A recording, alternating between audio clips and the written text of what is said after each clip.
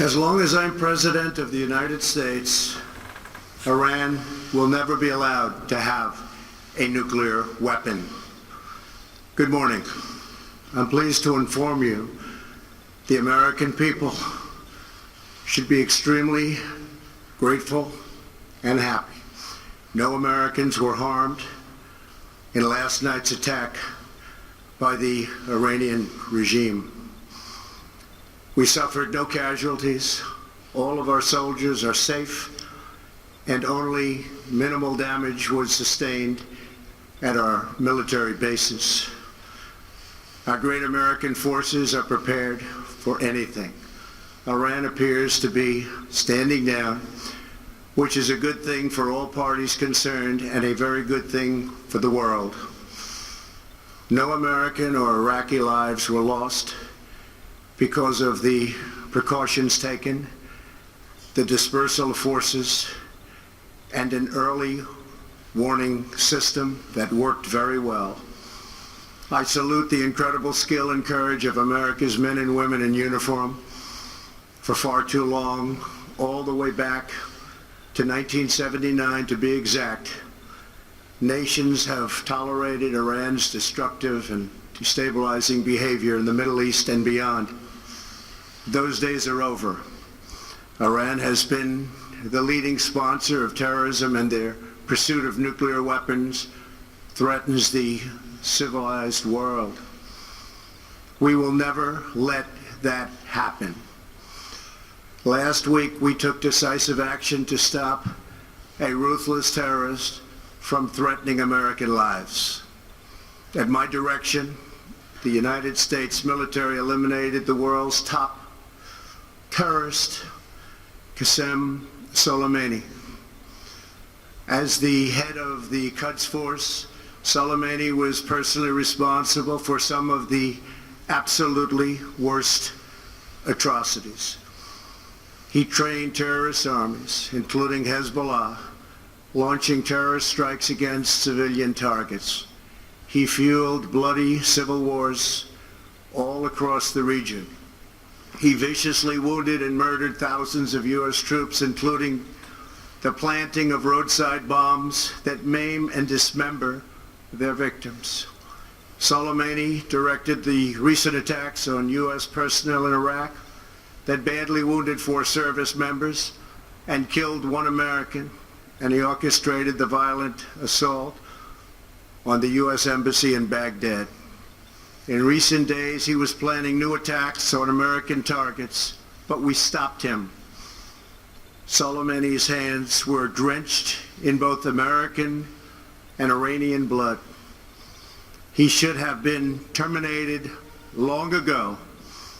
By removing Soleimani, we have sent a powerful message to terrorists. If you value your own life, you will not threaten the lives of our people.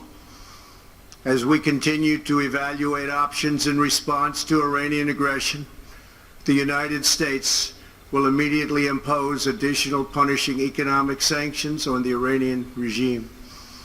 These powerful sanctions will remain until Iran changes its behavior. In recent months alone, Iran has seized ships in international waters, fired an unprovoked strike on Saudi Arabia, and shot down 2 U.S. drones. Iran's hostilities substantially increased after the foolish Iran nuclear deal was signed in 2013, and they were given $150 billion, not to mention $1.8 billion in cash. Instead of saying thank you to the United States, they chanted death to America. In fact, they chanted death to America the day the agreement was signed. Then Iran went on a terror spree, funded by the money from the deal, and created hell in Yemen, Syria, Lebanon, Afghanistan, and Iraq. The missiles fired last night at us and our allies were paid for with the funds made available by the last administration. The regime also greatly tightened the reins on their own country, even recently killing 1,500 people at the many protests that are taking place all throughout Iran. The very defective JCPOA expires shortly anyway and gives Iran a clear and quick path to nuclear breakout. Iran must abandon its nuclear ambitions and end its support for terrorism. The time has come for the United Kingdom, Germany, France, Russia, and China to recognize this reality. They must now break away from the remnants of the Iran deal, or JCPOA. And we must all work together toward making a deal with Iran that makes the world a safer and more peaceful place. We must also make a deal that allows Iran to thrive and prosper and take advantage of its enormous untapped potential. Iran can be a great country. Peace and stability cannot prevail in the Middle East as long as Iran continues to foment violence, unrest, hatred, and war.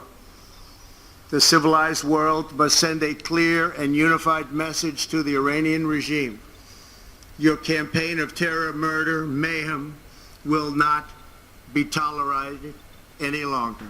It will not be allowed to go forward. Today, I am going to ask NATO to become much more involved in the Middle East process.